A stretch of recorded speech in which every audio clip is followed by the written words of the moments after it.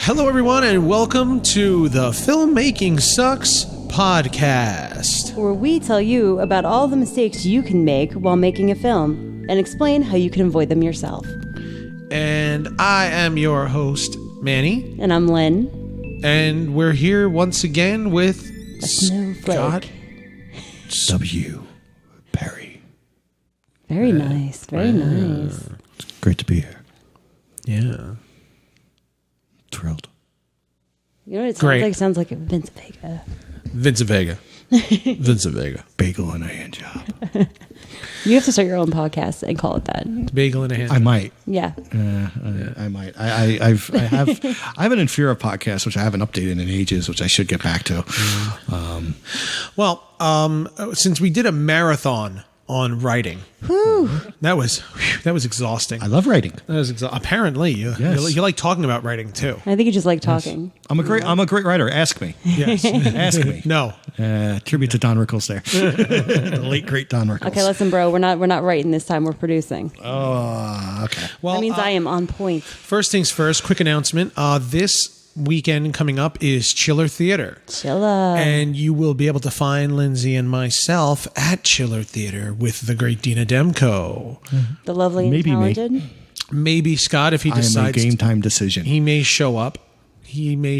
But we will definitely Leave your be house. there. Do it. Yeah. We will definitely be there. We'll be at Dina Demko's table at Chiller Theater in the main vendor room. Yeah. Little replicants. I might just take the approach somebody we know does. Just show up and just mooch off everybody for the weekend. You should just take a bunch of pictures while you're there too. I mean, why what? not? I did not say that. Yeah. So come on out. You want to pick up? We'll have copies of Blood Slaughter Massacre. We may have copies of Attack of the Brain People too. We are unfortunately all out of them right now. Dina has them. So Dina's got a couple. Dina has like 10 or so more copies of Brain People. So come on out to Chiller Theater in Parsippany, New Jersey. It will be more in value if they sign it. Yeah, sure. We sign for free. We sign for free. Sign for But free. I the will item is sign worth more. I'll sign anything you put in front of me. I don't care. I signed a boob once. She signed a boob. Yeah. Nice. I have yet to sign a boob. You never will. Yes, I could sign a boob. No, you can't. There's actually a few ways I can answer that right now. Why not? I'll sign a boob. I don't have to hold the boob to sign it. The marker will do it. He's never signed a No. boob. I've seen some people at his table at some of the vending machines. Believe me, you've signed a few boobs. All right. So, yeah, Chiller Theater. Come on out and see us at Dina Demko's table. I'm a producer. This is the producing episode. I have to be honest. That's true. That's true. So, speaking of, with your segue there, we're going to talk production. Scott, you produced your series in Fear of, which we heard at length at the last episode. Yes. You were a writer on a few episodes. You were a Showrunner, director on a creator, few, but producer, yes, writer, of course. mostly the showrunner and the producer. Yes. First things first, what the hell were you thinking? What possessed you to decide I want to do a series before doing, like, as most people aspire toward making a feature film? What made you start and say, I'm going to do a series? It was very simply was a love for Tales from the Crypt and Twilight Zone. I wanted to do something like that because that's where growing up, that's where I began my love for the genre. And when I came across looking at a website for phobias, I thought this would be a perfect idea for somebody to do a series. And then like 2 seconds later, I'm like, this is a perfect idea for me to do a series like this. And Okay. So I'm gonna take that a little further. Why in God's name did you decide to do it with a bunch of different indie filmmakers? It's like herding cats. well, it was because there were a lot of people I wanted to work with. I wanted to experience working with a lot of people. In a way, it was my own personal film school. So you got a lot of experience. You saw how a Yeah. lot of different Learned a people lot. got to work. Yeah, work. it was. And it flexed your producing muscles very Oh well. yeah. Very. Yeah, I would say Got to I am herd a- cats with the I best am a of them. from when I started doing it, which was it's actually funny. It's actually almost 5 years ago to the day that we shot the first episode, Monophobia, Fear of Being happy Alone, anniversary. with my first collaboration with the one and only Debbie Rashan. And from there to now, I've learned a lot. I think I'm almost a completely different person.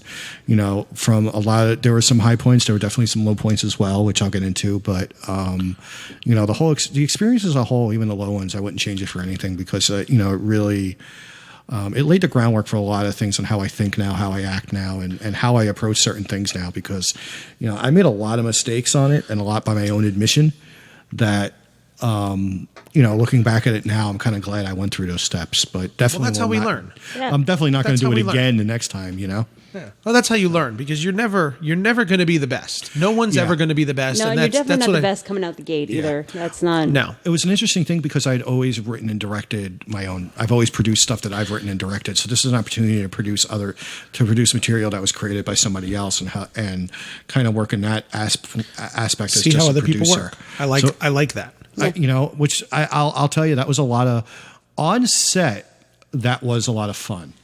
Getting to on set was a fucking nightmare. Yeah. But there is something good about just being there as a producer, overseeing everything. And if anybody has a problem, you can do it. Just holding on to that one thing is great. When you're doing all three on a set, which I've learned, it can get chaotic where you'll blow your mind. Like immediately, your mind will just be shot. And I've dealt with that. And you have like three voices fighting in your head, where it's like the producer's like, "Go, go, go, hurry, yeah, hurry, and you hurry," gotta, and then the director's like, "The lighting." You is have not to have ready." different personalities for each one. So Yeah. when I was a writer, there's a way I had to do it. When I was a director, there's a way you have to do it. And even from producing and directing, you have to have two different mindsets for it. So it's better to focus on one and just do that. What the main lesson I learned is that for any project I direct from now on, I'm going to have a capable producer on there who will handle all the producing aspects just in production only. And I would handle the pre-production and the post-production producing. But during filming, I am not a producer. I am the director. That's the best way to do it. Just focus on one thing at a time, because the producer's job is a nightmare. It can be a nightmare. It's a huge part of it too. As I've seen in the short time that we've been doing this show, this is already the third episode where we're going to cover producing. Yes. It really is the biggest part of getting the movie done. Is producing. Everything comes down to how you produce it. You ever watch the Academy Awards whenever they produce every category, and they're always like, the art design is always the most important part of the film. You just said that. It reminded me of that. Yeah, this is producing is where the entire film comes together from. That's what takes your movie from a script to the screen. Yeah. Is the producing is what brings it in there. I know that on set the director is in charge, but the director's in charge because this is the point where you're creating it's their vision. I mean, you're creating the art of creating the vision for the director. You've built everything for them to have that vision. And anything that goes wrong, you basically let them alone, let them deal with their vision, and you deal with the headaches that deal with getting their vision in the first place. Yep. So what? Now again, we've said have you produced any features for somebody else yet? No, I've looked. I've talked to a few about it. I'm still in the process of looking at one. Okay. Of course I've written. Well, not even your own, just myself, somebody else's. It's been discussed. I've looked at a couple of scripts that I might. So you've begun the process of kind of figuring out how you would produce a feature. What do you think? I also have been helping a few people who are looking to produce it on their own, what they would do on it, which is kind of odd to be at that point right now because I didn't think I would. So, but it's very interesting. But I'm definitely at that point. But what do you think is unique to producing a series versus a feature? Well, it's different because with it's kind of the same in my standpoint because I did an anthology, so every episode was different. It wasn't, with a series, you're working with the same people, you're working with the same crew, so it's actually a little easier. What I did, I think, was a lot more difficult. Oh yeah, starting from scratch over and over again. It was starting from scratch with a different crew, a different team, mostly a different over personality. and over again.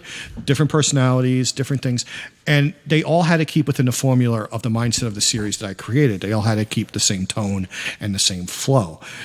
So you were beyond a producer. You were actually like king of continuity. I was a showrunner. It was like the only, and I gave a lot of freedom to every other director that I did it. In some cases, I was successful, and some I was, and some I wasn't. To be fair, and I did a lot of these in a very short amount of time. Yeah. Where I would be okay. I can think of in a 2-week period. I'm going to have to name the episodes because it helps me. That's fine. It's fine. But for the second season, I remember on a Saturday I shot Fear of Aging with Susie Lorraine out in Port Jefferson for a day with her and Doc Dougherty. I shot the whole film in one day. Oh, wow. The very next day, I'm in New York City filming Fear of Insanity with Susie, with Rachel Robbins, which is that was the very next day. 3 days later, we got the shot for 2 days, which I'm going to get to this one in a minute because we wound up not finishing it because I ran out of money and unfortunately the filmmaker, he quit. But we were filming his episode, and we had 2 days to do that, which was tough because we couldn't get a location until the very last second. Oh, that's always hard. Basically, there was a 6-month window to get everything done. And he waited until 2 weeks to give me a script, to give me what he needed, a cast and everything. And I had 2 weeks to get everything together while preparing 3 other episodes on my own. Because the following week after that, I directed another episode where I had to get people in from Chicago, fear of being bound, Morintophobia. So that was all within a 2-week period. So now, out of curiosity, that one that didn't make it, didn't finish. Did you ever consider pulling it? Because that's one of the decisions, one of the hard decisions. It was a very tough decision because it's edited. We have a problem with the sound, and I just can't afford to fix the sound. Yeah, because the cast, it's always tough because we were in a position where we didn't really pay the cast a lot. So the whole thing is shot. The whole thing is shot. It's just a matter of sound, and I got to a point where, after doing everything, I just got fried, and I'm like, well, if the director quit filmmaking, and if he's not going to do it, and it's a mutual thing, he just got tired of the scene. He felt filmmaking sucks. He didn't love it anymore. And the funniest thing is, I understand completely.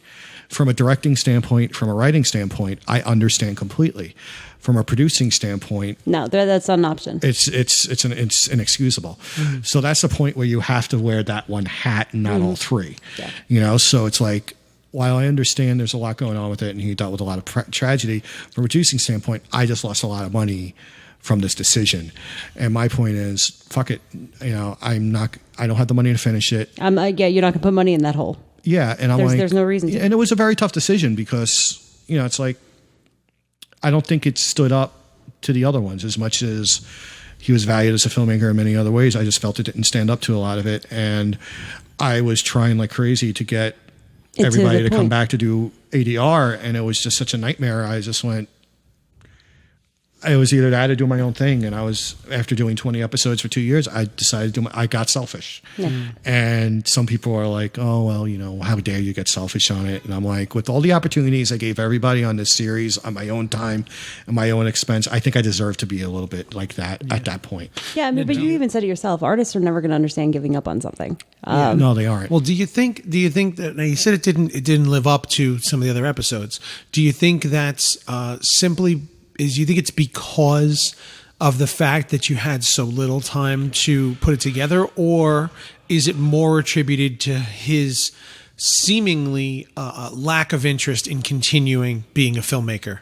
It was a little bit of both. I actually think if it was not made for In Fear Of, I think it would be an excellent short film on its own. Okay. Like I would think it would. So actually, the limitations and the continuity and the structure that are required to be part of it may have hurt. Yeah, and I think what it was for me is that I really wanted to work with the person, and it was a lot of things. And filming it was great. You gave him more latitude than I gave him a little more latitude and more leeway than I should have, and I think I kind of let him get away with a lot more than I should have. Yeah.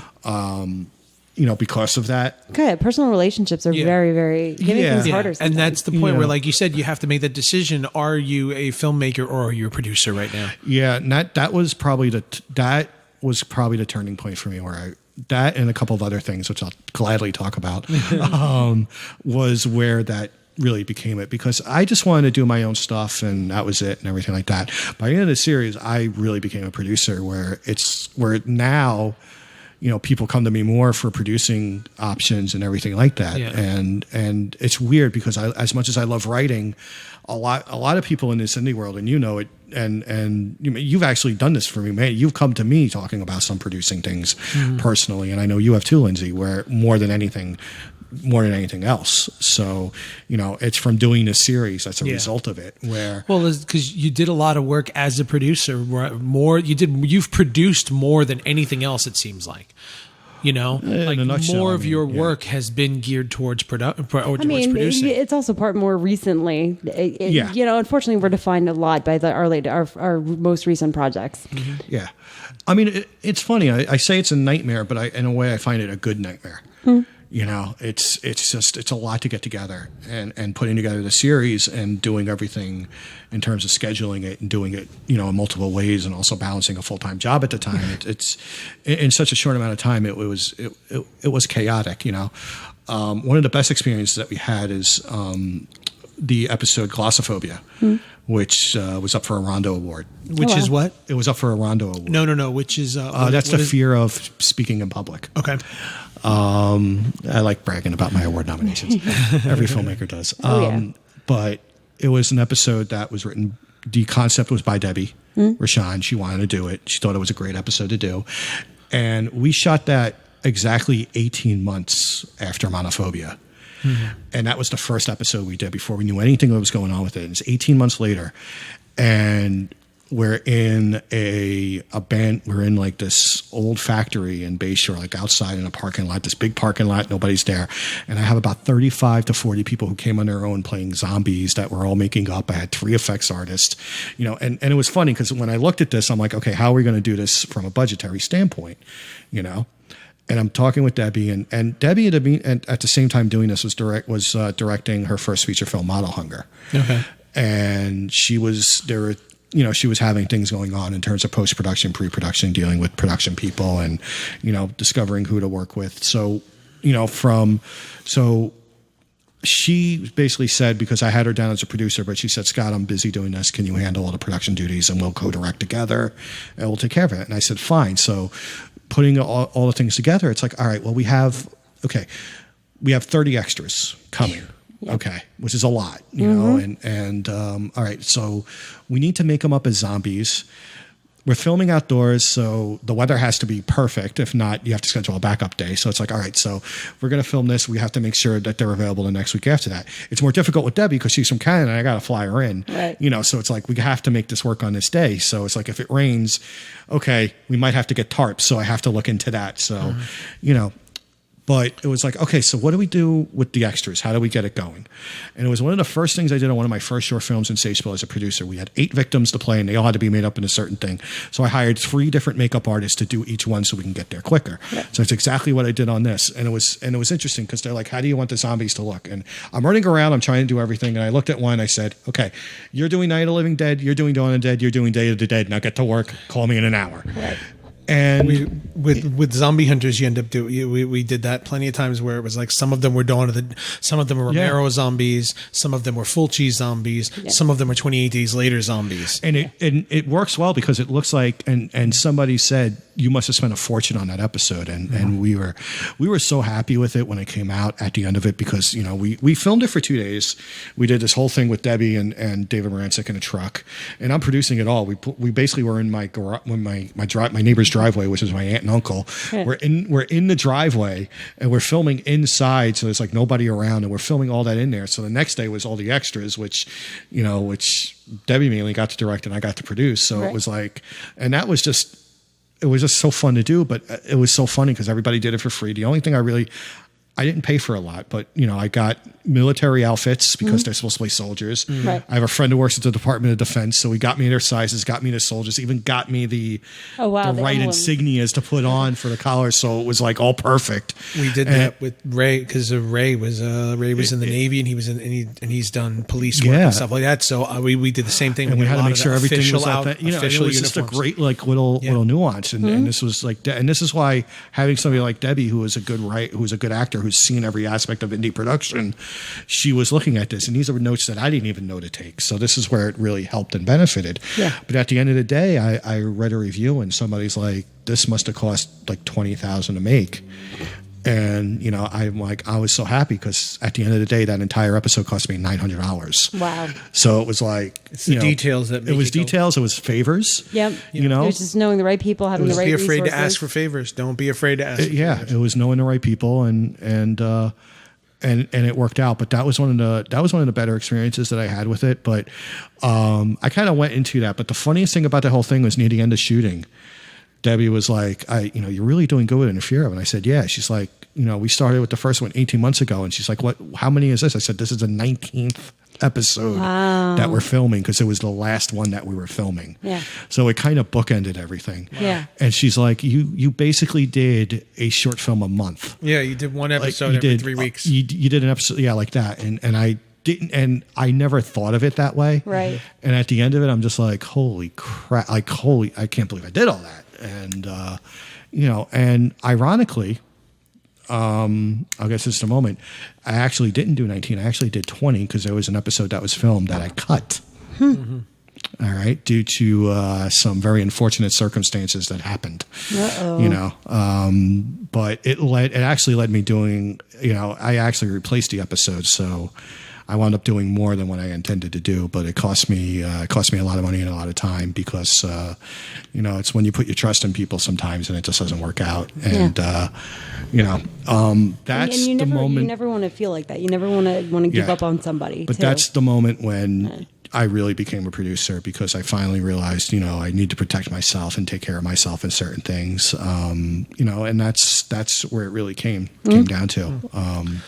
Well, one of the things as a producer, I think you have to think about what are you going to do with the final product? How are you going to get this to people? And I think one of the easiest ways easiest and most difficult is your casting. Mm-hmm. Okay, and you've named couple of name actors that you've worked with. As a producer, not a director or a writer, but as a producer, what is it like working with somebody who has more experience than you? Someone like Debbie Rochon, someone like Susie Lorraine, these people who've been doing this, 10, 15, 20 years longer than you have, and now they're coming onto your set. What does that feel like? Okay, I'm gonna. And how do you find them on top of that beyond just casting? Because I mean, you're not putting you got Susie Lorraine or something or Debbie Rochon in there. You're not bringing them to a casting call and saying, "Hey, let me see if you got the chops for this." I mean, what they can do. No, in some cases I did. Okay. A lot of cases I just you just kind of look at somebody and there's somebody you want to work with. There were some episodes I wrote in mind. From a producing standpoint, like when this thing happened where I cut this episode, which is innocent to happen, if everybody knows me, I talk about it ad nauseum. Basically, we shot an episode that took place in a hotel, and the filmmaker absolutely completely trashed the hotel and left me with the bill. And he had to pay for it. Wow. And during the whole process of him telling me that he paid off the hotel, and I'm in constant contact with the hotel saying, I'm sorry this happened, because it was under my name that they did this under. As they're telling me that, they're fixing it out, I go on YouTube and I find that episode under a different name. Wow. Put up as a trailer. And, it's interesting because it was the first time I had somebody sign a contract. Yeah.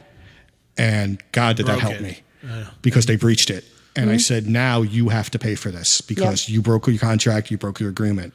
Yeah. So they basically had to go to a hotel in my presence. Was this the episode you cut? This is the episode I cut, And there was somebody who I was friends with, who I worked with a lot, who was a part of it. This was his people that he put their trust in, and it affected every episode I had to do from there because I get a bill for $2,000 damage, and I don't have a lot of money doing this, and I'm trying to balance out every other episode. Yeah. I'm getting ready to do an Indiegogo campaign to raise some money for it. That just cut into 4 episodes, and it cut into everybody's. And I remember one of the people who wound up doing their episode, which I'll get to with your question earlier because it's a perfect example about it. He was so pissed off, more pissed off than I was, because he's like, do these two motherfuckers realize that they just destroyed everybody else's dreams with it? And the one person who didn't matter was the one who was friends with him because his episode for the second season was already done. Right. Yeah. So it didn't matter to him. It didn't affect him. And left me with everything else. And I was like, all right, well, first off, you're out of the series. They're out of the series. And I was out 2 episodes because one of the people involved with the crew was supposed to do his own episode. The irony of it is that I'm at Monster Mania a month later, and I'm talking to him on the phone very calmly and basically told him I'm done with you because I've had it, because this person had been in on it with me for a while. He started doing his own thing and started rubbing it in my face like, I got more people for this, I got this for that. And I just stood back and did nothing. He attacked all my actors and all my actresses with it as I'm filming. Wow. Like, because we're posting on Facebook, I'm on set, and he's like posting his little things. He's like, oh, Scott's a great guy. He's a great guy. He'll give you a bagel, translation like, he's just attracted to you and everything like that. So, he was kind of doing this. And meanwhile, I'm having people who I trust, who tell me they're not taking a side, completely ignoring it because it's like, well, they have more people on their thing and that's that. And I'm just like, you know, from a producing standpoint, I'm like, no, that's it. This is my series. I believe in my series. And I'm like, I got to do what I got to do. Yeah. So I said, you're done. All of you motherfuckers are done. And I'm like, but what I did at a standpoint is like, well, I need to replace them because I promised I would have this amount of episodes. Right. I have to stick to my word. Yeah. I stuck to my word. Ironically, when I'm having a conversation with this motherfucker on the phone, I was having this conversation with a guy who's now my main producing partner, Tony DiBenedetto, who overheard the conversation, and he's from Texas. And as soon as I'm done with the conversation, because he's with is Tony from Texas, or Tony is from Texas? Okay, I thought he was from here and he moved. No, he's from Texas. Okay. He lives in Texas. So totally side note. I was just curious. Well, him and Larry Carell, Larry Carroll, who I'm friends with, they overheard the conversation. A few other people involved within Fear have heard the conversation, and this is why I'm so glad that they were there when they heard it, because they never heard me like that before. Because I've always been like the nice, you guys can do whatever you want. And from that moment on, I'm like, you guys need to stick to your fucking budgets, your fucking scripts, and you're going to be on time. Because if you're not, I'm going to rain a whole fucking hell. I'm going to rain a firestorm on you. And Larry Carell has done Jacob, the feature film Jacob. So as a result of it, I know that he's done some good stuff. So I want people to be able to look him up and know where to find Jacob. He just did a film with Michael Biehn and Jennifer Blancpain and Angus McFadden called She Rises, which is really fun. He's somebody that a lot of indie people should be. He's really cool. He's a really cool dude. Really good guy. I've been seeing him at Macabre Fair for years. And but as I'm talking about this and they're hearing me with it, they hear the conversation and like, I need a drink, and I don't drink. Yeah. And I went downstairs and I ordered a full bottle of scotch at like $100 and I drank the whole fucking thing.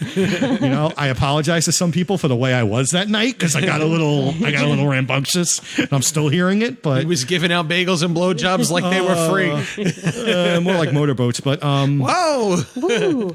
But I feel giving bad. The women some love. I really feel bad about it, but right before I got the bottle, it actually was a bottle for celebration, because not even 5 minutes after I told these guys they're fucking fired and that's it. Tony and Larry's like, well, I'll do one. We'll go down to Texas. And I'm like, well, I've never shot outside the area. I had to write one. I had to produce one. And it's like, okay, what do you got? Yeah. He's like, we got this. And I'm like, okay. So I wrote the episode. We went down there, and it was probably the best producing filmmaking experience that I've had to date. Nice. With that. And I did Sometimes that 3 weeks before. 3 weeks before Glossophobia. Right. I'm on a plane to Texas with with Steve. Cool. But it just goes to show that everything happens for a reason. Yeah. But and I still talk about it as a cautionary tale for people, because it's like it's hard to trust a lot of people with it, because it was somebody who I trusted very well. Yeah. And he and it was funny because I kind of told him, you're part of this too. You have a lot to do with this, and you're throwing it all away because of what these two idiots did. And then he runs away from it for like 5 months. And then as soon as I put up that I'm working with Larry Carroll and Tony and I'm going down to Texas, all of a sudden he wants back in, because he's like, oh, wait, he's branching out. He's doing more things. Maybe I should stick with him. And I'm just like, you phony fucking bastard. Yeah. It's just like, you just want to go with whoever's hot right now. Yeah. And I'm just like, it's ridiculous. And and I remember one of the other directors, when this person was doing something and he got more money than I did for it, and he's showing off his equipment and what he got. One of the other directors who did an episode that turned out very well, he was complaining to me that same day. He's like, oh, he's got all the toys, how come you? And I'm like, okay, this is a friend of mine. And I told him right now, I said, you have 5 seconds to apologize or I'm fucking firing you right now. And he got mad. He's like, what are you getting mad at me for? And I'm like, well, I said, because first off, I'm not talking to you as a friend. I'm talking to you as your producer. And you're making me feel like absolute fucking garbage because I can't provide that for you, because I'm trying to make this work for everybody. Yeah. I said, so cut that shit out. Yeah. I don't want to hear it. Am I still giving you a budget? Am I still supporting you? Am I still helping you in this? Exactly. Yes, I am. And I'm like, I said, you're going to do what you have and you're going to like it, because I'm going to tell you right now, your stuff is going to be better. And I said this right out. I said that motherfucker, that guy may have all the tools, he may have everything, but he also wrote the script, and that guy can't even write in crayon. So he's fucked. Wow. Okay? So let's wrangle it back in. He's fucked, and he hasn't even completed his whole thing, so he's still fucked 4 years later. And I said, you're going to make a better I told you I was going to get hot on this. I said, you're going to make a better film. It's going to be done, and people are going to like it, and you're going to accept it, and that's it. Yeah. No, and people don't know what it's like to be a producer. I mean, unless you've walked in that producing standpoint, when you have to make that grown-up decision, and you're put in that uncomfortable position where it's like, a bunch of artists running around trying to make their vision and make the thing that's in their heads real, and they could all be creative and artist types. But it's like, I'm down here in the trenches. I'm the one who's having to find bathrooms and put up with this and put up with that and put up with this person's complaints, and I have to eat all this shit and smile at you at the same freaking time. It's hard. Producing is hard. It is. Especially in indie, because you're working with friends. Yes. It is. That's and, what makes in it Fear of, really it was a difficult. mixture. Yeah. And there was some good and there was some bad. I mean, there was some great experiences that I had with people working, and there's still friends today. But in the case of Susie and Rachel and a couple of other people, one of the things I got, one of the episodes I did was agoraphobia, that my now producing partner on it, Robert Bromerkel, did. And when I read the script, I was like, I thought the script was so great. I said, I think I'm going to try to get a name for you on this one, And the first thing I thought of is like, I know that some of the other directors are going to get pissed at me because it's like, how come you didn't give? How come this one got this? How come this one got it and this and I didn't? And immediately I said to myself, you know what? They're going to shut the fuck up, because if I could have, I would have gotten her. I could have gotten that person for myself, and I didn't. Yeah. And I said, that's what I'm going to use. If they ever complain about it, that's what I'm going to use. Yeah. So, Bob was a very big fan of Nightbreed, Clive Barker's Nightbreed. And I found out that local here in New York is Ann Bobby, and I contacted her. And what I didn't know was that she has a huge obsession with Twilight Zone. Okay. And I told her about the concept and the script, and we wound up talking. And she wanted to see how we were. She was the lead in Nightbreed. She was Laurie. She was, right behind, Craig Sheffer. Yeah, right behind Craig Sheffer. And I know who it is, just for people who I know who she is. No, but for Bob, it's his favorite movie, and it was so funny because there were people who were involved with In Fear of.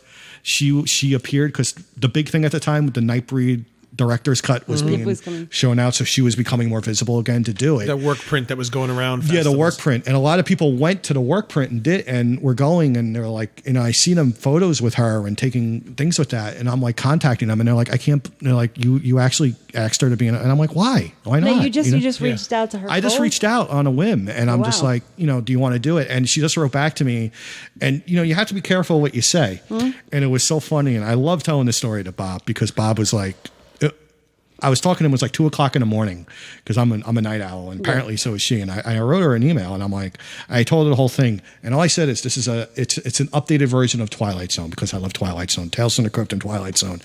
And at 2:30 in the morning, I get an email back. You had me at Twilight Zone. Give me a number. I'll call you. And Bob's like, she's going to call me, right? So she called me, and we talked about it. And she's like, I agree to it, but I want to make sure that you guys are all right. I want to see what you do and look at everything. But she said, but right now I'll agree to it. We'll have a meeting. We'll talk about it. Right. So Bob's like, he's like waiting the whole morning. Right. And this is where being a dick of a producer can be fun, when you have to give good news, because I like being sarcastic with people. And I told Bob, I said, he's like, how'd it go? And I'm like, well, I just want you to know that no matter what, I gave it my all. Okay. And you wanted her, Slowly and he's like, and he kept on saying, he's like, well, I don't really want to, we could have just gotten everybody in rehearse, because Bob loves rehearsal. And I'm like, yeah, but I want this to be, and I said, this is a really good episode. It's dialogue driven. It has a lot of good points to it. This is one of those things where you can't hire friends for. You need somebody good for it. And I mean that in a way, like it's what the story called for. It's what the story called for. So I said, so I just want to let you know, I gave it my all, and his that's face it. is falling slowly as and you he's go just on like, and on. okay, I'm on the phone with him. He's like, okay, so how do you feel? He's like, you okay with that? And he goes, yeah. I said, good. Now, how do you feel that you're going to work with her? Wow. And he's just like, you son of a. He's like, and to this day, I don't even know. Like, it's just luck. It was just one of those things. But it's like, had I not experienced what I had experienced up until then, I wouldn't have been able to do that. Yeah. And she was bringing in things that, and she's like, Scott, you're doing this wrong. You're doing that wrong, and I was open to it, because I said, look, I've only been doing it like this. And she loved the concept so much. She actually said to me, she's like, I want to do my own episode. I'm going to license it myself. I'm going to license it out to you for your series, but I'm going to produce it. I'm going to do everything. Wow. But she's like, I just want to let you know I'm doing this. And we had a meeting. She gave me a pitch in the episode. She wanted to name it something. I told her it's something else, but but she's like, I just want to do it myself. She's like, I'm going to put it my own festivals and everything, but it's part of In Fear of. I did this for In Fear of. So I'm like, yeah, go to town, go with it. And then she's putting up Indiegogo campaigns. She has Clive Barker in it. She has Neil Gaiman in it, and they're all talking about my series. And I'm like, this is what it needed to be. Right. And she made, and it's funny because I gave her leeway on it, and I didn't really look at the script. I gave her freeway on everything, but every meeting she had, everything, because this is the only one she was working on. I'm working on 20. Right. Yeah. So, and she knew that, but I still made it to every meeting that she had. She still kept me in a loop on everything. Right. And meanwhile, I had people who are my best friends who at my time were my best friends who are not giving me anything, who are taking it and putting it into film festivals under a different name without telling me, and listing me out as a producer because they're like, well, you didn't give me enough money for this. And I'm dealing with this at the same time.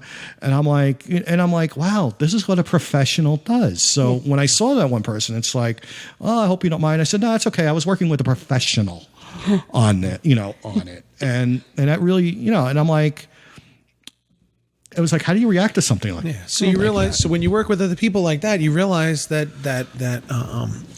because when you're at these low budgets and things like, and you're just starting out, it can be very intimidating working with someone like her who's got so much experience. Yeah, it's not just working on Nightbreed, but she did a lot of Broadway plays. Yeah, she exactly. did a lot of shows. She did a lot of movies, and she's been working longer than you've considered. Yeah, so you've even thought about doing movies. What we needed. Yeah, what I needed from a production standpoint to know how to work with somebody like that. You know, and it was just a great experience. And, I still talk to her and we still talk about a lot of things and it's just, and that's one of the great things about producing and putting everything together is you never know who you're going to meet with it. You never know who is going to be inspired by it.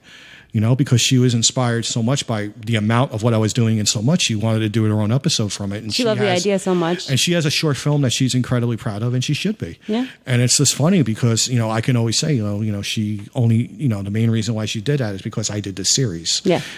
Which some people say it's bragging and I said, no, it's not. It's proof. Yeah. That's what it is. Yeah. But it's almost like, they give you a glimpse into how the professionals actually do things. And it's funny. Yeah. I find that things get very muddied on the indie level. Oh, yeah, they do. And I think it's because A, people don't have the experience, and B, they don't take the time to learn how it's done properly. Yeah. Well, we've had our horror stories too. We were working with another crew right out of my film school.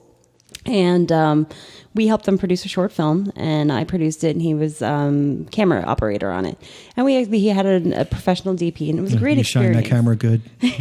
You shine that camera good? Yep, that's right. Turns it sideways, too. Okay. Shined it up, turned it sideways. You want to see what I did with it afterwards? That's another story. I already know. So yeah. I don't do bagels and blowjobs. Hand jobs. Whatever. Hand jobs. Get it right. Hand jobs better than a real job any old day. Okay. So we had a really great experience with them doing a short film. Yeah, we learned a lot. We got to work with a professional DP. It was a really interesting experience to see how a professional does things. Yeah. So we actually joined forces with them, and they were going to pursue commercial ventures. They were wanting to produce commercials. And we had a number of production meetings with them, and we helped them with the pitch.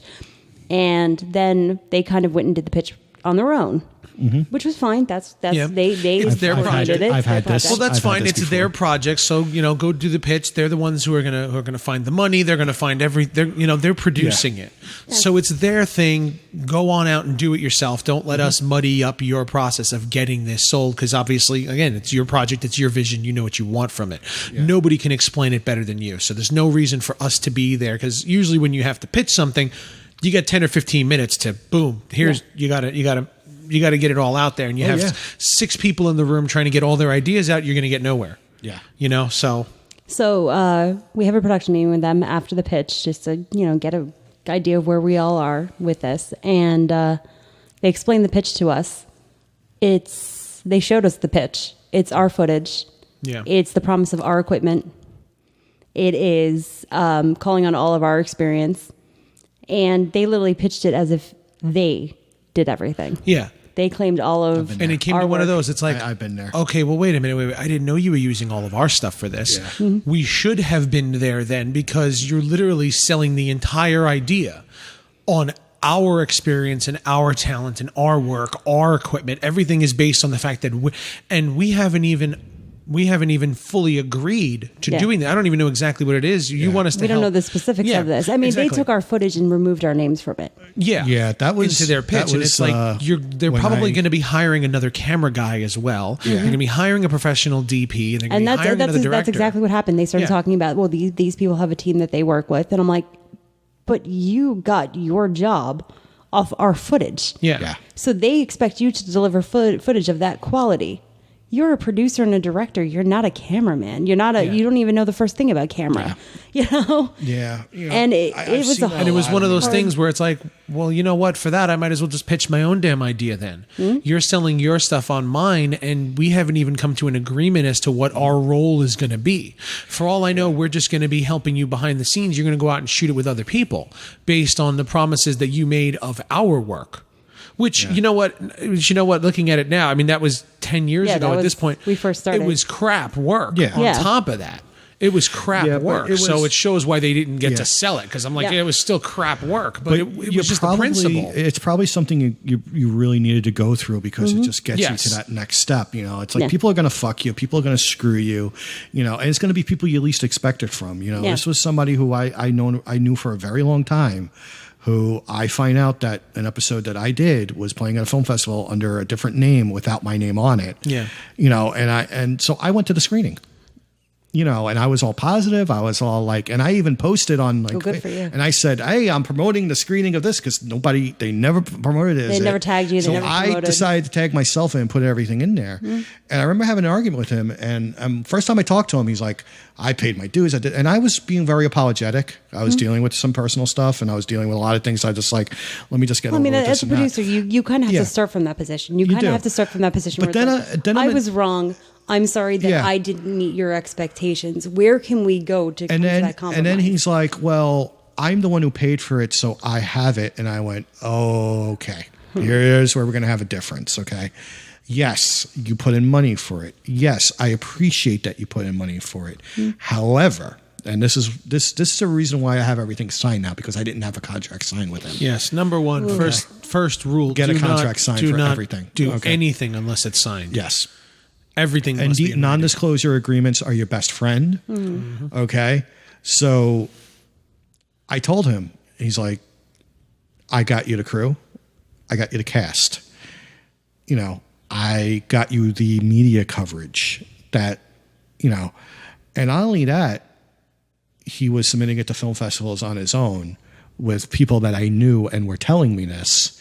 So I decided to submit the series as a whole and put it in as a whole, but individually it was not getting accepted. As a whole, it was. And this was the first season where I did it with two other people, and this is me bragging, and I don't give a shit. The main reason why they were accepted at the festivals was because of the episodes I did and I produced, because it was my concept from the beginning and people saw that. And it was like, you know, you can't just do it on one. You need to see the whole, you know, the product as a whole. But he was like, oh, you know, it's, you know, producer just handles the money. And I'm like, you know absolutely nothing about filmmaking. And I'm like, you went to film school and you're fucking telling me this. I said, I didn't, and I'm learning on my own. It's like, I'm from, you know, it's almost where I become like, I'm from the streets, man. You know, it's like you kind of get to that, but it's like, you know, and in dealing with that, you know, I would get so upset. And I'm dealing with this the same time as the fucking hotel bullshit. So it's like, oh my gosh, you know, and producing all these things at the same time. I'm lucky I'm not in a fucking insane asylum right now. Because that's the hardest thing about being a producer is that you have to keep up that mentality, and you have to keep it going. You have to keep the positivity. And when everything is going to shit, you have to be the one voice where it's saying, we got this. We're going to figure this out. We can tackle this. That's what I always said. And somebody, and it was funny. One actor always said it to me, because it's like, it was always my mantra. And it was like, he was going to make t-shirts. It's like, well, make it work. It was like, that's all I ever said. It was like, we'll make it work. We'll make it work, you know? And, you know, we'll make it work. And in the end, for the most part, we did. You made it work. You know, it's like, you know, I mean, one episode I cut, you know, and one episode I just couldn't do. I just couldn't finish. I mean, I still feel bad that I couldn't, because I want to, you know, but I had a choice between, I can only afford ADR on one episode. And I chose my own over it, because I saw a better potential for it from a production standpoint, which worked out, because the person mainly involved with it is now my production partner on a feature I'm putting together. So for me, best decision I made. Yeah. So now that the series is done, it's almost, you finished it, what, 2 years ago almost? 3. Okay. It was released like 3 years ago. And yes, I've only done one short film since then, a couple of little things. That's fine. It sounds like you pretty much burned yourself out. Yeah, you had to I recover a did. little By the bit. time I did my short film once when I was dead, and by the time I was on set with that, as great of an experience it was, and there were a couple people who worked on a few of episodes with me. I think we were all tired of seeing each other at that point. That happens. We were all excited. We were all happy, but it was like we knew we needed a break. Yeah. And that was one. Because again, you're working with friends. Yeah, they're and all that friends. shoot was interesting because we were working with friends, and that was by the point where I became a full-blown producer. So I was not looking to be friends with everybody at the time. This was something I wanted to get done. It was a very personal script to me. So I'm like, we got to get this done right fucking now. And there were a few people who were friends of mine who had never seen me on a film set before. Yeah. This is the first time they see me on it. And even a few months ago, it was like, she kept on telling me she was an art consultant on it. And she's like, you were such an asshole on set. And I always apologized. Yeah. For like 2.5 years, I was apologizing. And then finally, she's like, you really were an asshole on set. And then finally I said, you know what? I needed to be. Yeah. Because we were working on union rules. Ooh. Okay, because we had SAG actors, and that you have to work union rules on. Let's talk about that then. Let's talk about that. That's a topic.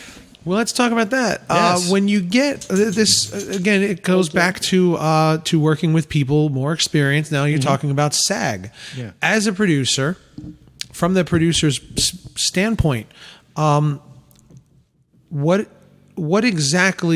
types of things do you have to meet on set if you're going to have a SAG actor?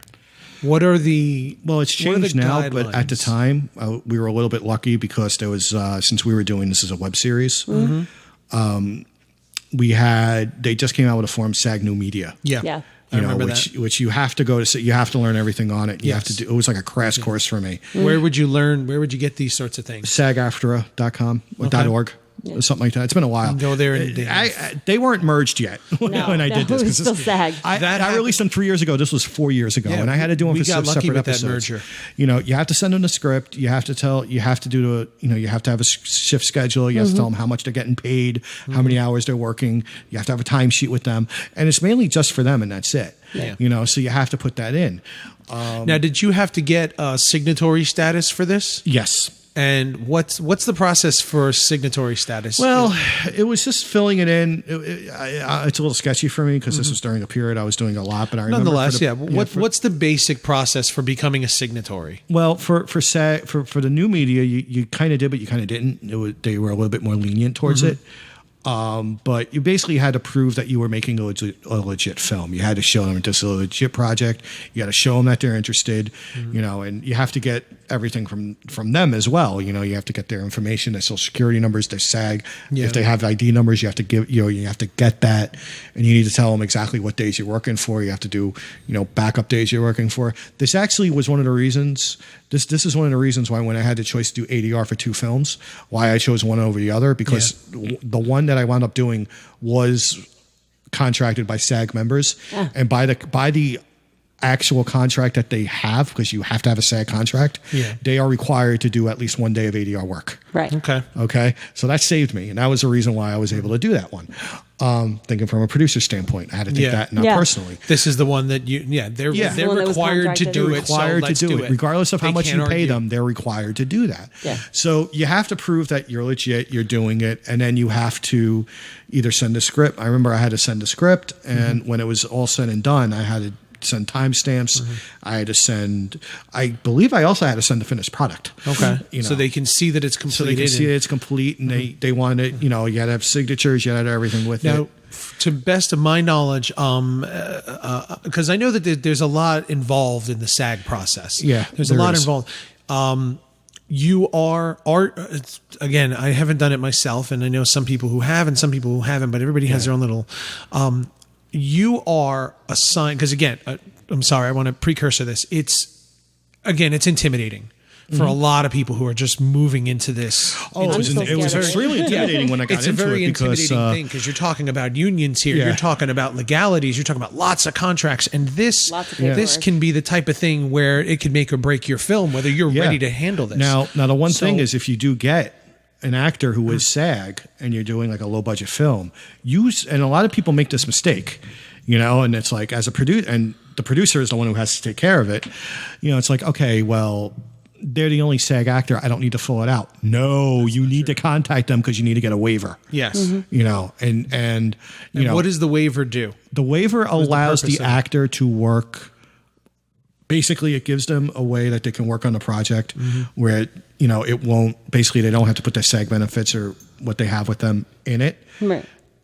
It's more of a detriment to the actor than it is the producer. It saves the producer. It helps the actor work. But the one thing is that, and the reason why SAG, they'll do it, but the chances of them approving it are slimmer than most is because as a result of signing a waiver, they won't get residuals. Yeah, they're not getting from their any fees. distribution from it. That's what the waiver does. So, it's easier when you do a web series because you're doing a web series for free content and that's it. So it was a little bit easier for me. And once I found out I can do that, it set the motion for putting that in. Yeah. Now to add a little footnote to that is if you change the format.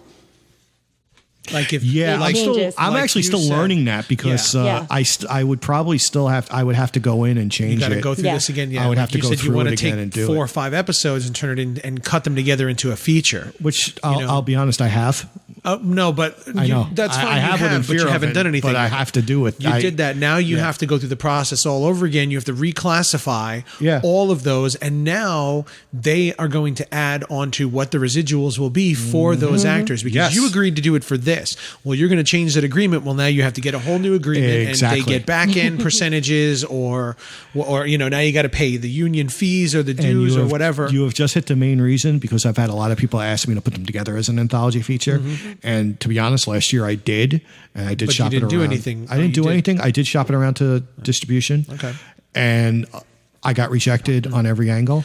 And I'm going to tell you right now, that is the reason why. Well, let's get into that then, because I know that for a little while you were. I'll also interrupt. It's also the main reason why I didn't pursue it any further. Yeah, because it's as an anthology, a whole new bunch of paperwork and everything to fill in. A whole bunch of bookkeeping and now you were pitching. You were going around with the series, pitching it as a series as well. Yes. What's the process you went through for that, as far as meeting with producers and? Are you talking about the web series that I did? As a series, yes. Okay. When you're pitching it as a series, trying to get funding or production behind it or distribution behind it, what is the process you went through in trying to get it out to the world beyond your Vimeo page? Okay. Well, we're still ongoing with this. Well, that's fine. That's fine. Yeah. Again, you don't have to drop any names or anything. Just what is the general process? I will say this: we've had discussions with a few networks already about it. I mean, I can say that. I can't say which ones. That's fine. That's fine. But we've had some very interesting conversations with it.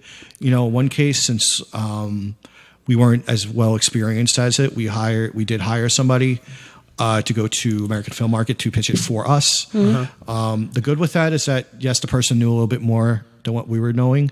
The bad part is that the person would rather spend the time pitching his own shit. Yeah. We did contact one who wanted to change the format up a little bit, and there were some discussions that were going on, but, it's just nothing happened as a result of it. And, we had another conversation where we were pretty close, and we were talking about, what we did was at that point was we put together a pitch package. For the series, where that's what I'd like to get into. Yeah, that's what I mean. What is this like step by step? You going through, making your pitch thing. You're going to AFM. How do you get time at AFM? What is? I'm still learning that. Well, that's okay. This is I'm still learning because I might go this year, so I'm learning it. Okay, there's a lot you have to go with. What is the process you got to go through? Now, to get AFM, I will say for a television series, since we're pitching it as a television series. For those who don't know, AFM is the American Film Market. I'm interrupting you because go ahead. Basically, it's for anybody with a film with a concept. It's the film market for distributors all around the world, where if you have what I like to call proof of concept. All right. Well, actually, that's not what I like to call it. It's a fucking industry term. Yeah. But if you have a proof of concept, even if you have a completed film, you take it to the market. You either have a screening. If you have like a one sheet, you have a script, you have a synopsis. You basically send it there in hopes of finding investors or distribution. All right. AFM is for film. We've gone to AFM. There is a, I know the initials, but I don't exactly know the full name of it because this is Tony's main thing. So he's been handling it and I haven't. My brain's kind of, but it's called NAPTE, N-A-P-T-E, and it's held in Florida every January. That is the AFM for television. Yeah. All right. I think you sound like you heard of it. I've heard of it. Yeah. But just say you have. Just nod your head. Just nod your head and say I've you heard have. of it. Yes. Yeah. It's like National Association of National of television and Prime motion. Time Television Entertainment. Yeah. There you go. Something like that. But it's NAPTE, N-A-P-T-E. That is mainly the AFM for television. TV, and that's the one place that we haven't gone that we want to go. Absolutely need to go. Yeah. So the first thing we have is we made a pitch package. Now for an anthology, it's interesting because, we have the producers, so we have to put down what the series, what the whole thing is about. We do an introduction, we do a little bios of ourselves, talk about how great we are, you have to. That's so you have to sell yourself as part of it. But there's an element that we added to the TV series that we didn't put in the web series that we put in that is kind of like the glue that holds everything together. So we have to make that like an important part of it. And then we don't write the scripts for it, but we write little synopses of each episode that we want to do. But the one thing we said is like, the possibilities are endless. And it's important to do that from a production standpoint because, as showrunners and as people want to get it together, we want to produce it, but the odds are, even though I created it, the odds on me producing it, if it gets picked up by a network, are virtually nil. Yeah. Because they're going to want their own people for it, and they're going to do their own way about it. They want to experience people that they trust with the money. Basically going to buy the concept from you. They're going to buy the concept more from or less. me. The good thing for me is I'm credited as a creator, so they'll never take that title away from me. Yeah. But it's one of those things where, they're going to have their own people on it and they're going to do it. The interesting thing about it, and I actually had a conversation with somebody about writing for television because he wants to become a TV writer. And he's like, everybody's saying I don't have the experience. And I kind of told him, I said, I kind of wish I had the experience myself. And then after I talked to him, I realized, wait a minute, I just did a web series in 18 months doing everything. That was a showrunner. I have experience doing it. Yeah. So it's like, it's a different way of doing it, but I know the pratfalls and the situations of doing it all. So it's like, I do have that under my belt. So, as I'm moving forward, it's like, I think I can present myself in that way a little bit better, instead of just being like, oh, I'll just let the other person do it. But if it comes to the point where they're going to offer me a lot of money and say, we just want to do it ourselves, here's some, as I have to say, go the fuck away money, fine, but I think there's also an indie mindset where you have to shed. Yeah. Where indies are like, you're only as good as what people have seen. And if people haven't seen it, you haven't done it. Yeah. And I think that, more professionals have been on a number of projects that just didn't get finished off. Yeah. I will say this because I've learned from experience and from people who work on television and who have helped me with certain things. As soon as they get on a main set, the difference is night and day, And it's like the pratfalls that we have as indie artists they'll still be there. Yeah. But the headaches will always be there. Oh yeah. The solutions will be a lot better to handle. So it's actually better to learn everything from this standpoint before you move on. Right. So. Well, I'm just saying that television people and people who are in the industry, I think, are a lot more forgiving and understanding of, the project just didn't get done. It just didn't get up. Yeah, it's a business. It didn't make it. It's a business. There's really, there's a lot of friendships that result of it, but when you see them, it's all business. Yeah. Which is very healthy and it's very good. And if you don't want to achieve to get to that, then what the fuck is your point? Yeah. And it's like that with film. It's like, we wear many hats on film. For a producer, I think a producer has a better shot at a producer alone might have a better shot at making it than anybody else because they've dealt with all the pratfalls, all the pitfalls, all the nuances, all the egos. And, and there's a lot of egos from every standpoint on indie film because everybody wants to get their vision done. And the one thing I learned within Fear of and a lot of other things is you got to get the right people because you got so many people who are looking to sabotage it for their own personal demo reel that it gets fucking sickening after a while. Yeah. It's you're unfortunately the adult on set when you're the producer where, everybody, it's human nature to be out for yourself.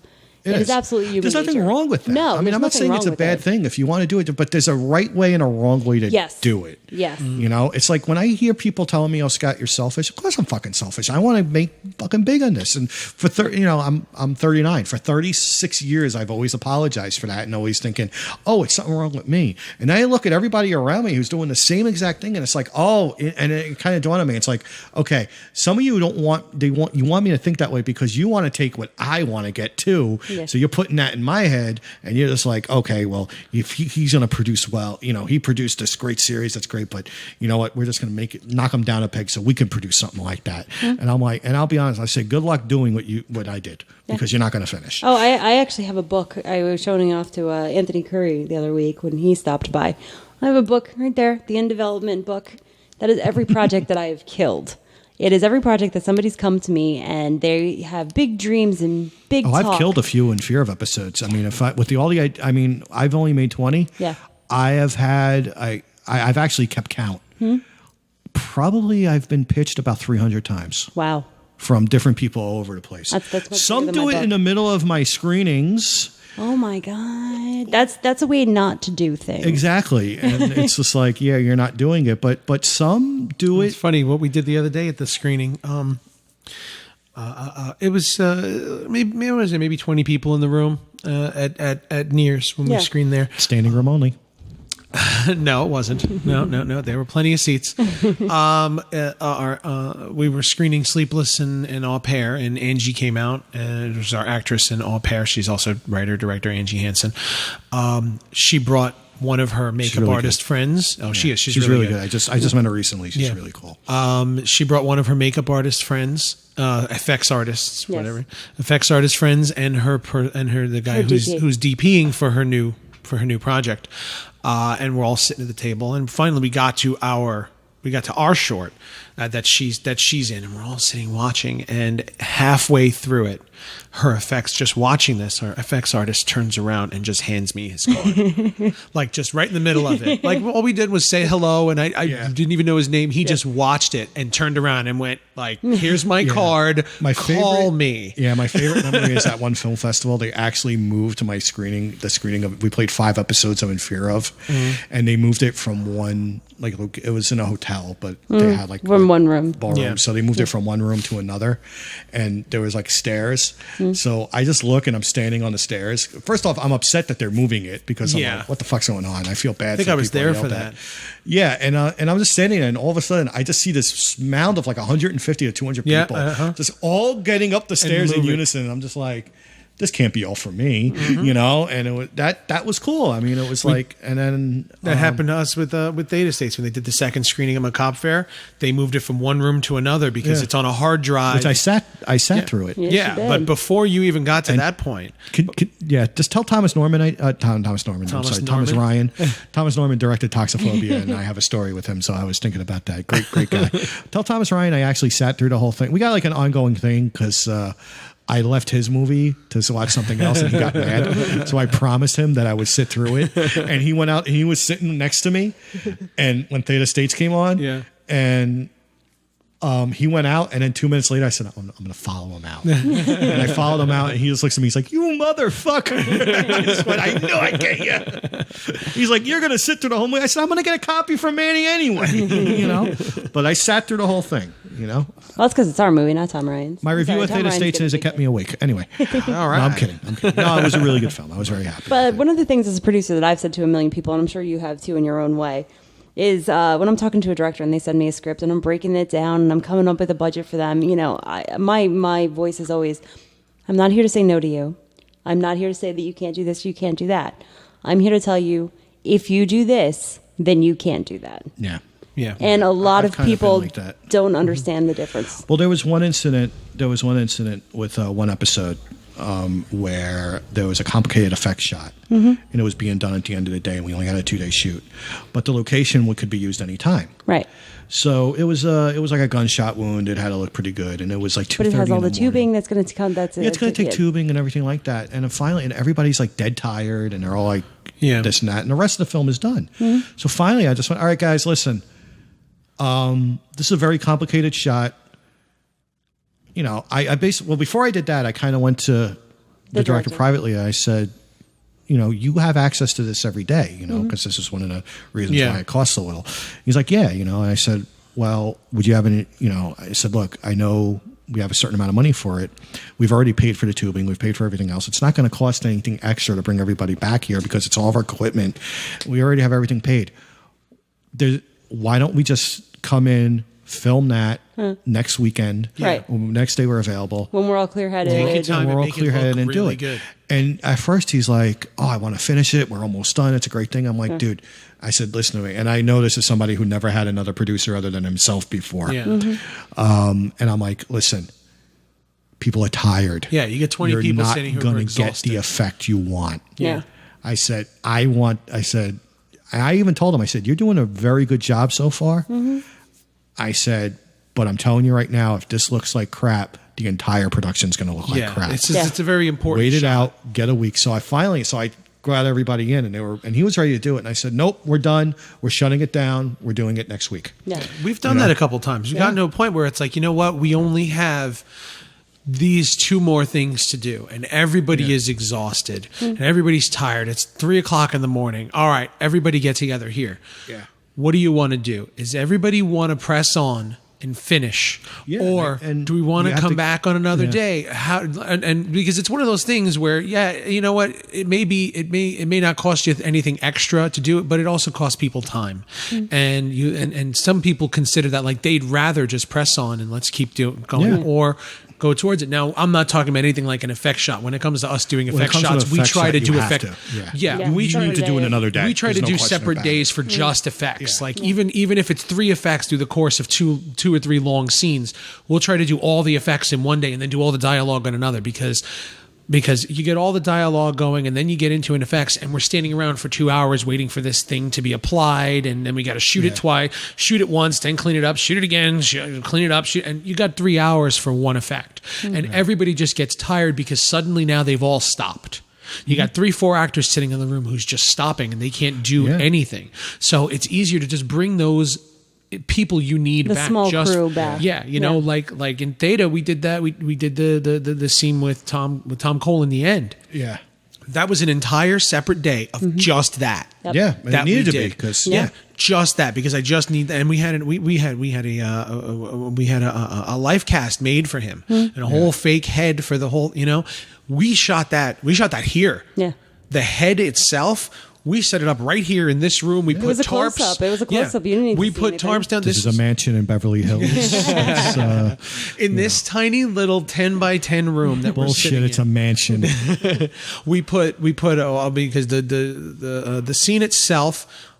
In the room the room and the location was a white wall, so I put a white sheet up right here, and we put a picture of the shot on the computer screen, and we matched all the lights, so all the shadows looked good and everything. And it took us 3 hours just to get that just to get the lighting right. But because of that, our effects artists could stand here and do it over and over and over again. Yep. We put 3 cameras on it, and I think we did it in 4 takes. We did 4 different takes of this one effect because we had all the time in the world to do it. We didn't even need the actor here to do it because we'd already shot his. He had his live cast. Yeah, what do we need him? Yeah, we already shot his close-ups of his action. Now we just needed the effect, the close-ups of the effect, and we sat here for hours and did it, and it looks great. And it's so funny because like the makeup artist seamlessly. The makeup artist had. He had his mindset in 2 different ways where he was kind of sad because one of the things makeup artists like to do is they like to wow the crowd. Yeah. They're all a little bit of showmen, so they like people to see it. And then the other thing is he likes time. Now, one aspect of a producer's job that gets so overlooked by a lot of indie people is that you still have to wear your producer's hat during post-production. Oh, yeah. Yes. Okay, because I want to talk about that a little bit. Because let's move into post-production. Doing it on set is one thing, but what in fear of when you're dealing with a lot of people and they're doing their episodes in post, it's a little bit different. Oh, that's a whole beast I can't even imagine. It is. I have enough fights with him. You have to keep you have to keep your producing hat on all of them because again, there's a certain way they have to be and they have to do and they have to look and it's kind of easy with us too. Well, not easy, but as many back and forth as we get into, I do still understand the producing aspect of it. Yeah. I understand having to look at my film as a producer too. Because as a writer director, you look at the aesthetic part. As a producer, you're looking at, okay, is this this on length? Is this the time Is this we hitting need? the beats that we talked about in writing? Yeah, does it meet the beats we have, but also is everything making sense, and is everything at the time that we said it was going to be? Is everything going to what we said it was going to be? Time limit is huge because, oh my God, the directors and the cameramen, they fall in love with their footage. Yep. Oh, and it's like you're taking a child from them. And then there's somebody, really somebody who was like, oh, well, this is one cut I did. I have your cut, and I have my director's cut, and I have, but he's like, if you make any suggestions, I'll call it the producer's cut. And I'm like, dude, you get one cut. Just give me one fucking cut, and that's it. Yeah, get it done. And I'm like, now what helped is that I edited a lot of them myself, even the ones I didn't. Mm-hmm. You were over the shoulder. I was over the shoulder on a lot of them, and even those, because in the end, you still have a product to produce. You still have to get a product out there that's going to match with everything else you've done. Yeah. As much as you want to bring out that director's vision, it's got to fit. When we were talking screenwriting, the one episode I did where the guy put the music, where he had the music written before the film, and he's editing it to it, and I told him, you need to cut a minute out of it, and he just refused, and it suffered as a result. I kind of was a little bit lenient towards that in season 1. When it came to season 2, I was a little bit more cutthroat on it. Yeah. I remember looking at, there's one episode, I'm not going to say what it is, but I was a little disappointed in the pacing of it because, I let somebody handle the reins of it a little bit too much. And when it became a mess because, and I found out in post-production that, him and the director had a falling out and they're not talking to each other. Okay. Yeah. And, he's like, well, I didn't want to make it a burden on you. I said, well, I'm the series creator. You have to come with me anyway. And I said, you don't need to come to me as a friend. I said, you need to come to me as a producer. Yeah. All right. Because it's not friendship here. This is business. I said, and right now by doing it, you just fucked up my business. Yeah. And I looked at it and he, the director wasn't happy with the music and he wasn't happy with this and that. And I had a composer I knew and I just told him flat out, you're working with this composer, you're getting the music done, and that's it. And I understand you as a friend, you're like, oh, I don't want you to overdo a lot as a friend. Yeah. I said, at the end of the day, the series rides on me. Yeah. All right, I'm the creator, I'm the showrunner. And I made it so that if anything did happen with it, that it would mainly fall on me. So, even the ones who say, oh, Scott did this, Scott did that, I protected a lot of you by doing it. And I'm struggling a lot personally right now.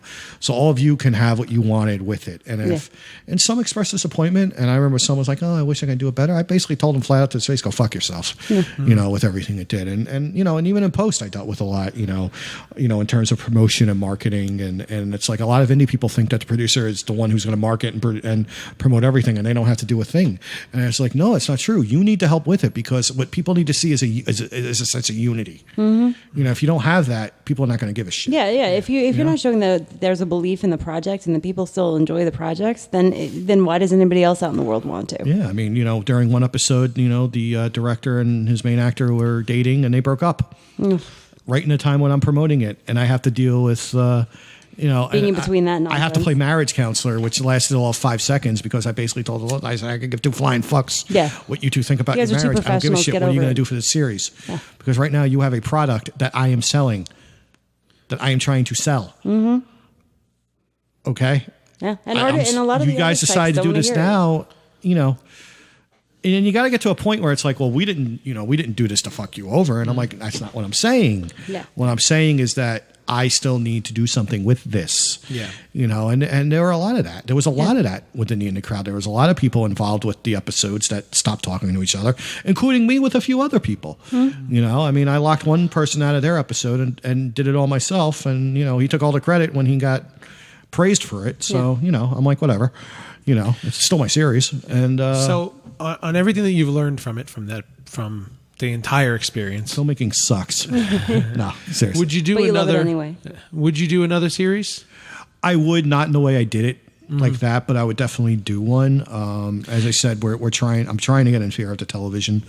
It's a very hard thing to do. But like you said, that's going to be more the kind of thing where you would sell the idea to a company and just. I would. I mean, there's some ideas. Yeah, there's some ideas I have that I think would probably fit better in an episodic format, and it would probably be good to do something like that where it's ongoing and I definitely wouldn't rule it out. I don't know if I would do it the way I did it. As in what? In terms of doing it on an indie scale, getting some of people the who I things you knew. can't. Yeah, okay. So some You of know, those things it's you like- can't control. But what would you do differently? Like if you go back to In Fear of right now, what would you do differently? What would you wait on? What would you? Okay, well, the first thing I would have done is the second season was 14 episodes. We released 13. I would have cut that number to 10. Okay. All right. All right, so Much you would more trim. manageable. So you'd trim it down. So I'd this trim way, it it's down. not as big of a project, and it's able, you can focus the a little thing bit better. happened, with the hotel thing and all that shit happened. I was out 2 episodes and I replaced them with 2. Yeah. The difficult thing is it's weird because I probably would have just said that's it and just worked with less episodes. Yeah. However, the 2 that resulted from it were 2 of the best experiences of my life. So it's hard for me to say that. Yeah.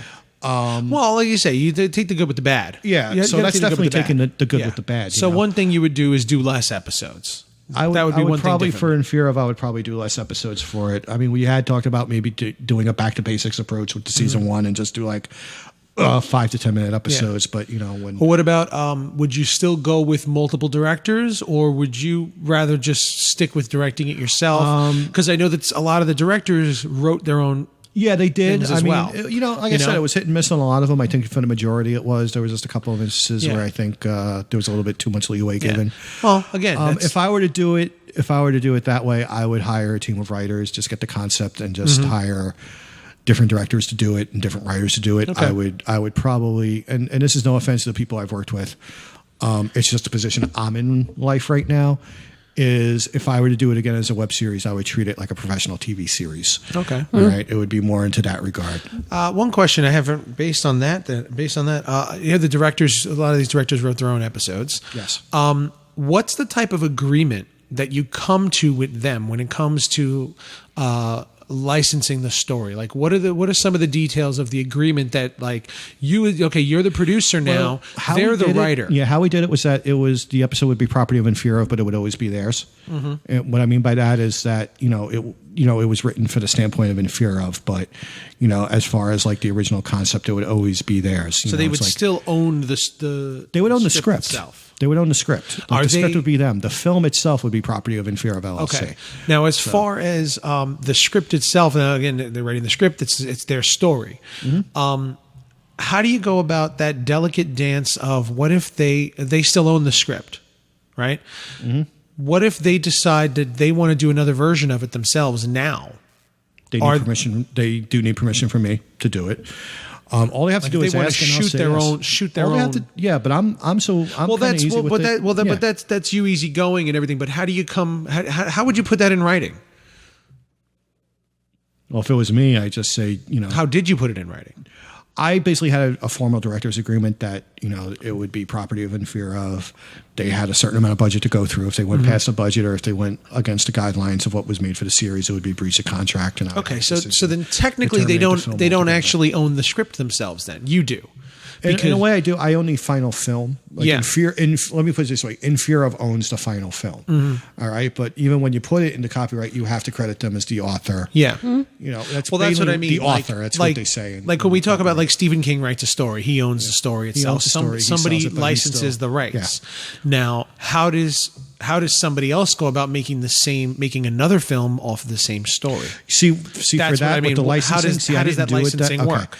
See, this is a great lesson from Anne. Because this is where I learned it from. Because with Anne, I signed a licensing agreement for In Fear of, for her episode to be part of In Fear of. Had I known it at the time, and probably had a directors I know and hired it at the time, I would have done that instead, where it would have been a licensing deal. I mean, one in particular just started selling his episode without telling me, but I don't think it was out of maliciousness. I just don't think he knew any better. Yeah. So I couldn't get mad at it. But you had to stop annoyed. it regardless. I'm a little annoyed, but I had to stop it because I had to tell him. I said, but he did ask me, "Can I sell it?" And I said no. And then I found out he was selling it anyway. Yeah. And I'm like, and Then it's a matter of how far do you want to chase this legal? I could sue. I could Yeah. if I wanted to, but I just choose not to because Yeah. it's A, it's not worth it, and B, kind of moving forward, I'm. You want to move on from the experience. It's going to to become begin complicated if I do sell it because the web series will be part of that. Yeah. So a lot of these directors who are like that, they're going to have to realize that their episodes are part of that property as well. So if some production company were to buy the idea from you, they're probably going to end up buying all these stories as well. Yes. And which means that then this production company that now owns all these stories can go and reshoot it themselves as well. I could actually reshoot it myself if I wanted to as well. Yeah. Well, because you own the rights to do it. So now who owns the footage? Me. You own the footage. So you own actually Fear of Dust. Because you paid for it. Because you paid for it. Yeah. So now, did you actually collect all of the footage and not allow people to keep it? I did. The incident with the hotel room was they never gave me the footage. Okay. So that's how they were able to sneak their way. So minus one thing, you have all the footage, and the original and the directors, writers, all the people who made them don't have anything of it. So basically, you keep everything, and they're not. I keep everything, but he has the film. They have the concept. Yeah, I understand that. I'm talking about the footage itself. I'm trying to get through the process. It's still a process. I'm still kind of going through, and there's some I do want to talk about, but some I kind of can't. Yeah. No, of course. No. Yeah, that's what I'm saying. I'm not saying to get into specifics. No, it's not just that. the general. I'm trying to find the right answer because I'm trying to find the right answer for a question that I'm going through myself because I'm still asking this myself because as I'm talking to different people about it, as I'm learning more and more about it, like I said, these are things I wish I knew 4 years ago. Yeah, well, I mean, my family. I come from a family of businessmen, so it's in my blood. It's not mine. It's all contracts. Yeah, it's all contracts. I've become like you have to sign everything. Yeah. Like you have to give me like blood, urine, sperm samples for like to work with me now. Yeah, I'm kidding. I'm getting over zealous, but back end. How did the back end work? God, do the Tony, directors? I had a 4-hour conversation with Tony about back end, and sadly I fell asleep through it because and it's nothing wrong with that. Back end it's a whole different animal. It's something I'm kind of learning and trying to get a feature done. It's interesting because as a producer. And again, everybody thinks, it's the producer is the one with the money. Yeah. No, the producer is the one who finds the money. Yes. Yeah. So it's like, and I'm trying as a producer for and my controls own the money to find the money. Yeah. And see what I can do with it. Tony's been helping me out with it on a few things. And, we're hitting a catch-22 with investors in terms of finding an investor to give money because an actor, because for a feature, one way to get money is you need to get good money is they want a name. They want a name actor. Yeah. But actors won't commit. A name actor won't come in unless you have money behind it. Especially, and it's what's worse now because everybody's trying to make a film under the bus. And if you contact somebody, you got all these people. Everybody wants to be a filmmaker. Everybody can be a filmmaker now.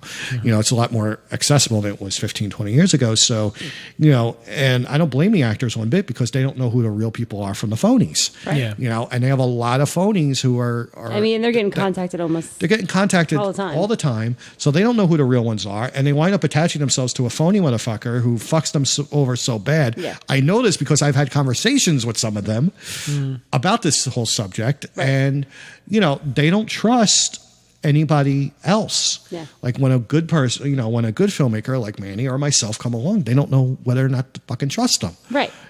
And unless they have the money. Yeah. So. I'm talking. Well, I think that speaks to what your track record is. Then, when you're going to go to the point of finding a name actor, and like we're moving into this right now ourselves. We want to work on an anthology TV series, and my plan. So you blackmailed me into this doing is this is picking your brain. Yeah, we're picking your brain here. This in a public forum. Yeah, you know this. You know that we're doing this. No, I don't actually. Yeah, you do. You sabotage me. Oh well, maybe we'll let your restraints out. Maybe we won't. Yeah, hire the people I hired for the hotel. What my plan right now is to try to find. Well, number one, I have a lot of script stories that I have to license myself. Yeah. Because I don't plan to write any of them on my own. I have a bunch of stories that I find to be like ideal projects for me. I'd like to try to get a lot of them into this anthology. So I have writers that I need to contact. And I have to start licensing them.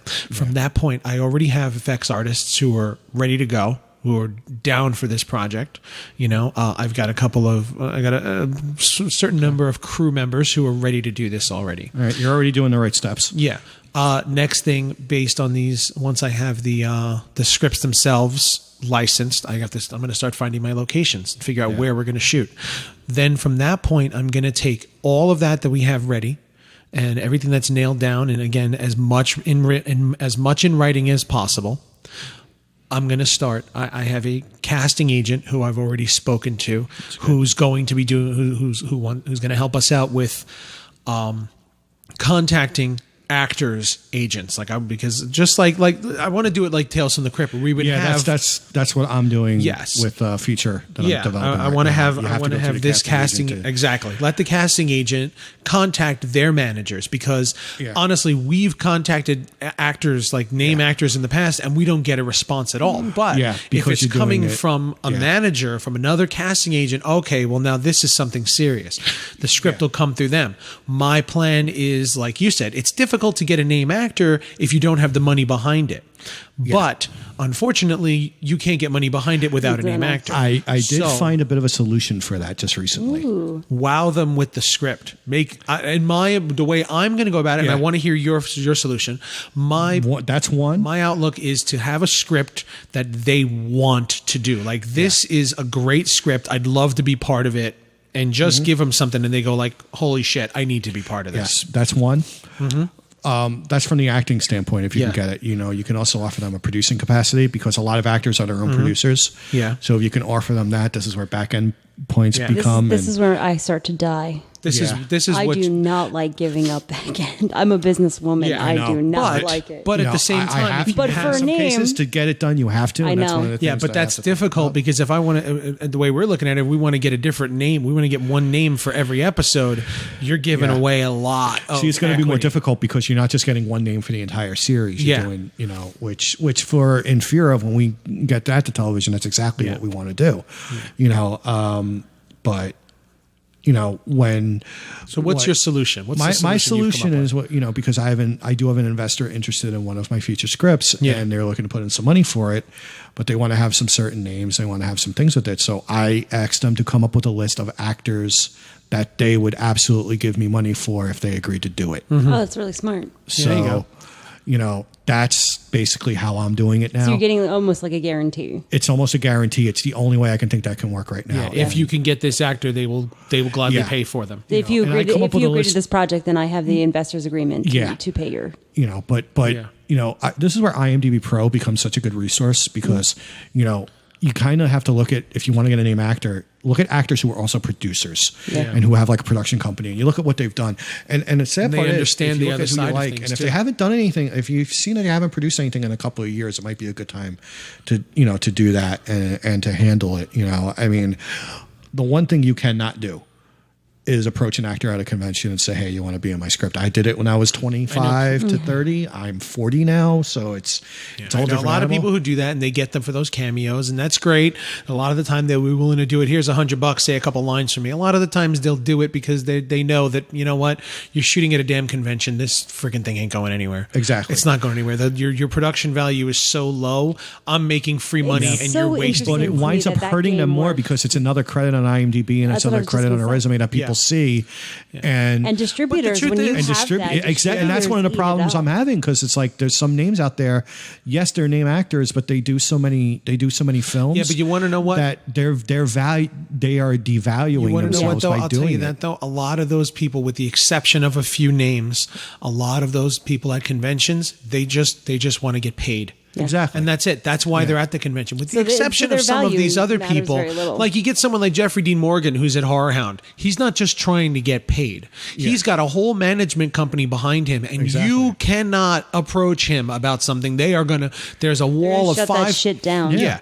There's a wall of 5 people between you and them to keep that conversation from even happening. Yeah. So you're never going to be able to approach him at a convention and ask if he'd be willing to do something. But you have 50 other actors who are also at the convention who don't have that wall of people, and fortunately and unfortunately, they don't have that wall between them, because they're just trying to get paid. They have nowhere else that a paycheck is coming from. So this table is actually their money. So if you want to offer them a couple $100 to say a couple lines, they're more than willing to do it. And they don't care about diluting their name, because their name is nothing at this point. They can't make much money to begin with. They live on those sorts of things, and it's at that point where, they're not worrying about their brand or anything. They're just worrying about paying their damn cell phone bill. But you need to ask yourself, if you're just, you need to ask yourself, is that something you're willing to do? Yeah. If that's what you want to do, that's then great. that's For great. me personally, absolutely not. Yeah. If you want to sell it, there's a couple actors out there who've been in a million movies over the last couple of years, and distributors won't even touch it because that guy's been in so many damn And I've had movies. a discussion with a distributor about that. We have And he a number won't- of them. You know? Yeah. You know, and I see people I know working with these same people, and it's funny because these are some of these actors I really like, and I would love to work with them. And now it's like, oh, I have the best opportunity too. And you know who I'm talking about, you know, because we both might be doing something with them future in another format, but you want to work with them. But on the other hand, you're like, oh fuck, you know, it's like, it's devalued. Is it worth it? Is it gonna bring? It's value going to to actually your project? hurt getting this made. Yeah. Yeah, is this actual value, or is this just your own personal kind of geekiness? And then, But and you know here's what? where I would- and you know but what? here's Though, where what I you would do hire them is for. Here's where I use would- them, but don't make them the main name. Get another name on top of them, so that they can you get to work with them, and you get to fulfill that. Oh, I've always wanted to work with you, regardless, and you don't Either care. that, or put them in the first 10 minutes of the film and have them in there for the full 10 minutes. Yeah, I mean, I've had this Yeah. conversation with so many people about it, and it's like you gotta be a little bit smart in who you decide. And you know, it's good to dream, and people say, oh, you know, you shouldn't really think about that. I say, fuck that, dream big, dream as much as you can with it. Go big or go from home. a production standpoint.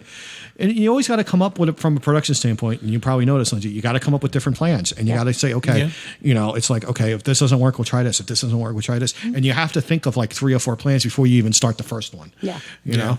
So, I think we're gonna wrap it up with that. I think we've been here Okay. a while. I think we're gonna wrap that up. Okay. Once again, We can always have Scott come back. yeah, we could always have him come back if we decide to. If we decide we need a 90-minute nap, absolutely. Once again, Scott, where can everybody find you? You can find me on Facebook. Scott W. Perry is my name. You can find me. I have my production company, Slick Devil Entertainment, on Vimeo, where I have my reel, a couple of films on there. You can check it out. Also, for anything in fear of, you can check out infearoftheseries.com. Cool. Website for Scott personal pending. Not yet. Personal website is pending. Pending. But that's cool. Patent pending. Yeah. Get So some Squarespace and License sending. Squarespace just sponsor us. there you go. I'm looking for sponsors. I'm such a producer. As we said in the beginning, you can find us this weekend at Chiller Theater with the great Dina Demko. Maybe me. And maybe Scott Perry as well. He's not. He may be there. He may not. Which means if you want to find him, you're going to have to stalk him around the halls. You're going to have to find him. And it won't be the first time that's happened. No, you're going to have to stalk him somewhere. You're going to have to follow him in the Book of Face. Who knows? He He could be up in a hotel room somewhere drinking an entire bottle of bourbon by himself. Scotch. If you want to drink, you got to drink with the fine stuff. So find us at Chiller Theater in Parsippany, New Jersey this weekend with Buy their shit. with the great Dina Demko. Yes, you can pick up copies of Blood Slaughter Massacre and Attack of the Brain People. We have one copy of MS for Mastectomy left. There is one single copy of this left, and there will not be any more copies. So Really? I'm not going to make any more. No, I like this limited. There are none because you're giving it to me. No. I was just going to go to putting stickers on DVDs. Oh, all right. Well, maybe we'll do another run or something. No, but yeah. So find us. So find us there. We're actually gonna. The movie's not available yet. We're having it. Theta States is still in film festivals, but I think we'll have Theta States posters with us as well. So if you want to pick up one of our awesome award-winning posters, Best poster at Macabre Fair. yeah, we'll have those at Chiller Theater. Go to massgravepictures.com to find all of our archive episodes of Filmmaking Sucks. You can subscribe to us on iTunes and Stitcher, Google Play, and whatever podcatching app of your choice. Email us at filmmakingsucks@gmail.com for any subjects that you'd like us to cover. If you have a guest suggestion that you think that we would be very interested to talk to, or maybe If you want to be a guest. even if you want to be a guest, that would be nice. That'd be cool. Louis, that was not for you. No, Louis. Louis will be on here eventually, I'm sure. I'm sure. Yeah. Questions, suggestions, hate mail, whatever. Filmmakingsucks@gmail.com.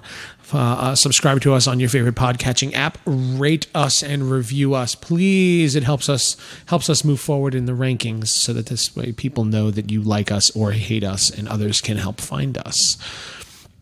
In the meantime, that's going to do it. Unleash your log line and send us your first. Yeah, there you go.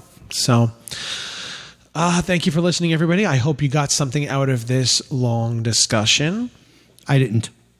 Well, there you go. No, I did. Of course He got nothing out of this. I lived it. I didn't learn it. I lived it. Thank you all for listening. Good luck out there and make good films.